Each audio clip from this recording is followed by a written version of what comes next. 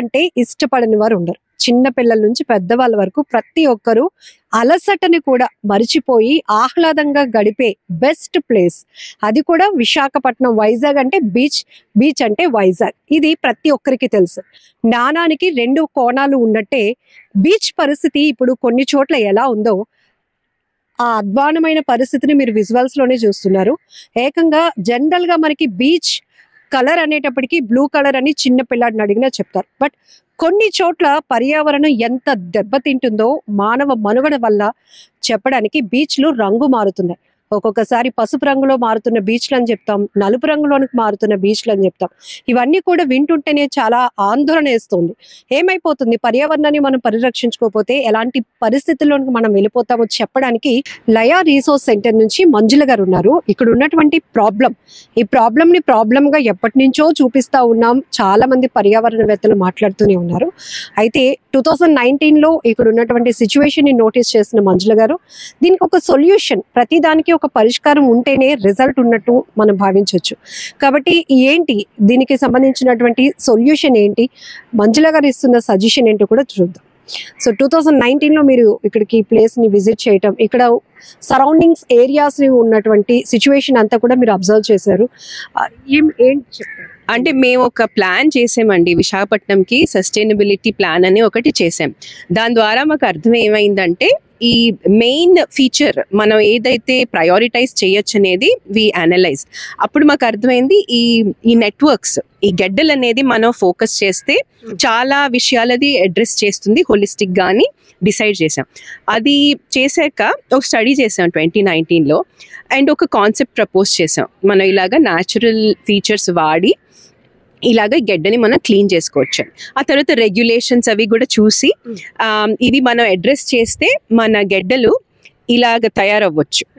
ఇది పట్టిన గడ్డల్ని అందంగా మార్చుకోవచ్చు. సో బేసిక్ గా మన గెడ్డలు ఇప్పుడు చూస్తే ఎక్కడైనా మొత్తం చెత్త పడేసి ఉంటుంది, టూరిస్ట్ ప్లేస్ లా ఉంది.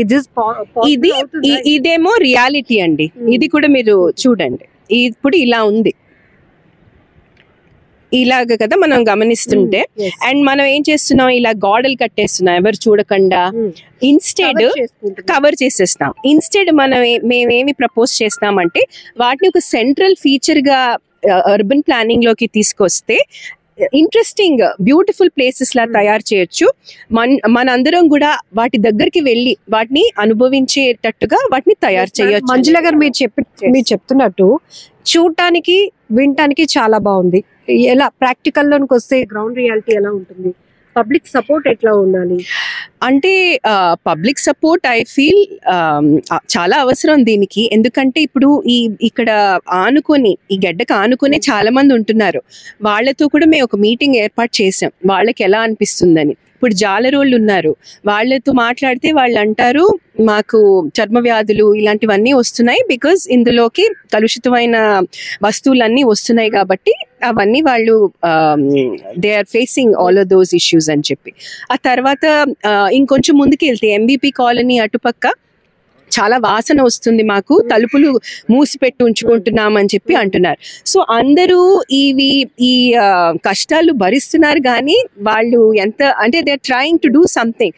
సో ఇప్పుడు మేము ఒక సొల్యూషన్ ఐడెంటిఫై చేసింది ఏంటంటే ఒక పైలట్ లాగా చేద్దాం, ఒక 1 కిలోమీటర్ స్ట్రెచ్ లో ఇవి ఇంప్లిమెంట్ చేద్దాం. లైక్ రెగ్యులేషన్ స్ట్రిక్ట్ గా కొంచెం ఎన్ఫోర్స్ చేసి ఆ తర్వాత చిన్న మెజర్స్ పెట్టి ఆ వాటర్ ని ఎలాగ క్లీన్ చేయొచ్చు, ట్రాష్ ఎలాగ అవాయిడ్ చేసి వాటర్ ని ఎలా క్లీన్ చేయొచ్చు, అది మనం చేయగలిగితే. మీ రీసెర్చ్ లో ఇక్కడ ఎంత వరకు ఇలాంటి గెడ్డల వల్ల సిటీ బ్యూటిఫికేషన్ పాడవడమే కాదు మనుషుల యొక్క ఆరోగ్యం కూడా దెబ్బతింటుంది, ఇవన్నీ మనం చూస్తున్నాం ప్రాక్టికల్ గా.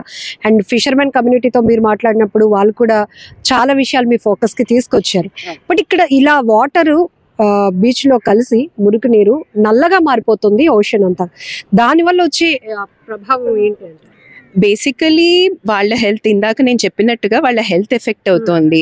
అది మనకి డేటా లేదు, అది ఒకటి కలెక్ట్ చేసుకోవచ్చు. We can get a sense of ఎలాగా చేంజ్ అయింది అనేది మనకి డేటా ఉన్నంత కాలం వీ కెన్ అనలైజ్ దట్. ఇంకొకటి ఏంటంటే ఈ వాటర్ మన సముద్రంలోకి వెళ్ళినప్పటికీ అది వెళ్ళి మరీన్ మన ఫిష్ మన మరీన్ ఈకో సిస్టమ్ అంతటిని డిస్టర్బ్ చేస్తుంది. సో ఇంకొకటి వాళ్ళే అన్నారు మనకి ఇప్పుడు ఇక్కడ వెళ్తున్న నీళ్లు ఆ ఫిష్ ని ఎఫెక్ట్ చేస్తాయి. ఆఫ్ కోర్స్ ప్లాస్టిక్ ఇవన్నీ వెళ్తున్నాయి, సో అవి కన్సూమ్ అవుతున్నాయి. ప్లస్ రా సీవేజ్ అవి కన్సూమ్ చేస్తే వచ్చిన డెట్రిమెంట్స్ అన్ని మన ఆహారంలోకి వస్తాయి. ఎందుకంటే we are all buying those fish and eating them. So అది దాంతో కూడిన సమస్య. సో ఇదంతా హోలిస్టిక్ గా అంటే మనం ఇది ఒక భాగం అనుకుంటాం కానీ ఇవన్నీ ఇంటర్ కనెక్టెడ్ అండి. సో ఇది మనం అందుకనే సెంట్రల్ గా ఇది మేము ఎంచుకున్నాం. If we fix this public health పరంగా this will solve a lot of our problems.